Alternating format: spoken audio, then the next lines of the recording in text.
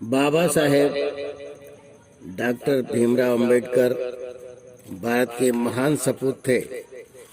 ऐसे बहुआयामी व्यक्तित्व और कृतित्व के धनी महापुरुष हजारों वर्षों में बाद जन्म लेते हैं, जो समय की धारा को मोड़कर करोड़ों लोगों के अंधकार जीवन में उजाला भरते हैं। बाबा साहेब डॉक्टर भीमराव अंबेडकर का युग परिवर्तन का युग था। भारत तथा विश्व के अन्य परतंत्र देश अपनी स्वतंत्रता के साथ साथ अन्याय, असमानता, दलन, शोषण के विरुद्ध संघर्ष कर रहे थे। ऐसे समय में उन्होंने देश की आज़ादी और उत्पीड़न से मुक्ति दिलाने के लिए लंबी लड़ाई लड़ी। इस लड़ाई में डॉक्टर अंबेडकर की विजय का परिणाम हमारे देश का संविधान है। डॉक्टर भीमराव अंबेडकर का जन्म 14 अप्रैल 1891 को सतारा, महू, मध्य प्रदेश में हुआ। महू पुरानी सैनिक छावनी होकर इंदौर के नजदीक है। यहाँ उनके पिता रामजी सकपाल अंग्रेजी सेना में मेजर सूबेदार थे। कितनी बड़ी विडंबना है कि आज भी अनेक युवा, छात्र, महिलाएं आदि जो डॉक्टर अंबेडकर के पुण्य प्रताप से शिक्षा का उजाला पाकर कहां से कहां पहुंचे हैं, उस महामानव से आज भी अनजान है। एक और जहां पाठ्य पुस्तकों में डॉक्टर अंबेडकर का हवाला नहीं मिलता, वहीं जिसे जानना चाहिए उसे नहीं जाना, और तो और उस महामानव का नाम तक मालूम नहीं होना, जिसने उनके शिक्षा, शास्त्र, संपत्ति, मानव जीवन के विकास के हर पहलू में मानवीय अधिकार बहाल किए हैं। बाबा साहेब डॉक्टर भीमराव अंबेडकर ने देश के आम आदमी, बहुजन, गरीब और पिछड़े हुए आदमी को बराबरी की हक दिलाने में जीवन भर संघर्ष किया। डॉक्टर अंबेडकर के जन्म के समय और उससे पहले देश में अछूत कही जाने वाली जातियां समानता के मानवीय अधिकारों से सर्वथा वंचित थी। स्पर्श भी दूर की बात थी।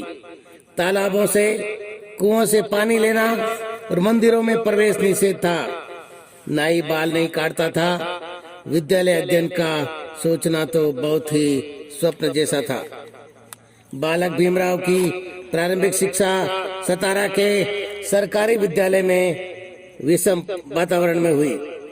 जहां जूते चप्पल खोले जाते हैं, वहां बैठना और पानी के हाथ तक नहीं लगाना, किसी को छूना नहीं, जैसे हालातों में बालक भीमराव ने अध्ययन कर आगे बढ़े हैं।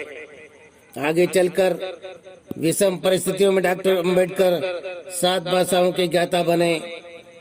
कोल्हापुर नरेश साहू छत्रपति महाराज से छात्रवृत्ति सहायता प्राप्त हुई और अंबेडकर अक्टूबर 1916 में एचएससी इकोनॉमिक्स उपाधि के लिए लंदन स्कूल ऑफ इकोनॉमिक्स में प्रवेश लिया।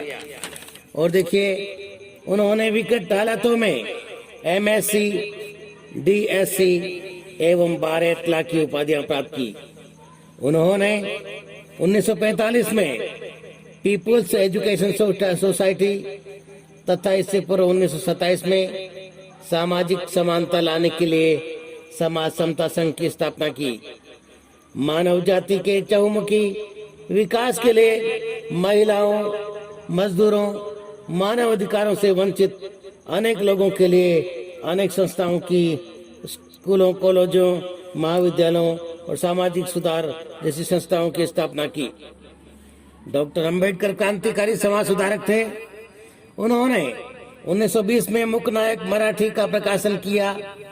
1923 में बैरिस्टर ऑफ डीएससी की डिग्री प्राप्त की और पानी नहीं छूने देने के विषय पर 20 मार्च 1927 को महाड़ तालाब सत्याग्रह आंदोलन किया। मार्च 1930 में मंदिरों में दलितों के शूद्रों का प्रवेश वर्जित होने पर कालाराम मंदिर नासिक में प्रवेश आंदोलन किया। 1937 में स्वतंत्र मजदूर पार्टी की स्थापना की और ऐसे महापुरुष ने जो बड़े अभावों से बहुत ही अभावों के साथ जीवन में आगे बढ़ते हुए भी कहां तक पहुंचे। 1942 में शेड्यूल कास्ट फेडरेशन की स्थापना की। 20 जुलाई 1946 को बंगाल विधान परिषद के वे सदस्य चुने गए। मार्च 1947 में शेड्यूल कास्ट के लिए अलग निर्वाचन क्षेत्र की उन्होंने मांग की। 29 अगस्त 1947 को संविधान प्रारूप समिति के वे अध्यक्ष चुने गए और 22 सितंबर 1951 को प्रथम केंद्रीय सरकार में कानून मंत्री पद पर रहते हुए त्याग पत्र भी दिया। जून 1956 में सिद्धार्थ कॉलेज बम्बई की स्थापना की और देखिए कि 6 दिसंबर 1956 के दिन डॉक्टर अंबेडकर का निधन हो गया। 7 दिसंबर 1956 को उनके अंतिम संस्कार में 25 लाख से अधिक लोगों ने अंतिम संस्कार में भाग भी लिया और 6 दिसंबर 1956 के दिन बाबा साहब के निधन पर हजारों लाखों लोगों ने आंसू बहाते हुए उन्हें श्रद्धांजलि अर्पित की। डॉक्टर अंबेडकर ने जीवन के विकास के लिए 3 मूल मंत्र दिए। शिक्षित बनो, संगठित रहो और संघर्ष करो। उन्होंने अनेकों पुस्तकों का अध्ययन करके समाज, अर्थशास्त्र, राजनीति शास्त्र, दर्शन, कानून, नीति आदि पर अनेकों उच्च कोटि के ग्रंथ भी लिखे। डॉक्टर अंबेडकर जैसा महान व्यक्तित्व के होते हुए उन्होंने देश के विकास के लिए, दलितों, पिछड़ों और गरीबों के उत्थान के लिए उन्होंने अपना जीवन को समर्पित कर दिया। डॉक्टर भीमराव अंबेडकर का मानना था कि वर्ग विहीन समाज की स्थापना के बिना स्वतंत्रता का कोई महत्व नहीं है। वहीं वे ये भी मानते थे कि जिस देश के लोग ईमानदारी के मार्ग पर चलते हों उसका कोई कुछ नहीं बिगाड़ सकते। उनका यह भी मानना था कि दास्ता की लंबी जिंदगी से आजादी के कुछ पलों का जीवन अच्छा है। दलित समाज आज भी अपनी सामाजिक आर्थिक कुरीतियों और अंधविश्वासों के कारण आर्थिक दरिद्रता के रसातल में समाया हुआ है। डॉक्टर अंबेडकर ने अछूत समाज के सामाजिक, शैक्षिक, आर्थिक अधिकारों के लिए बहुत संघर्ष किया। उन्हीं के बदौलत आज शिक्षा की किरण हर घर तक पहुंची है। बाबा साहब को जो कोई भी जो पढ़ता समझता जाएगा उनके प्रति सम्मान और श्रद्धा बढ़ती जाएगी। अछूतों, मजदूरों, किसानों, महिलाओं के कल्याण के साथ साथ देश के इस महान सपूत द्वारा देश के संविधान निर्माण तथा बाद में सामाजिक, आर्थिक और विकास के क्षेत्र में अनंत योगदान दिया है।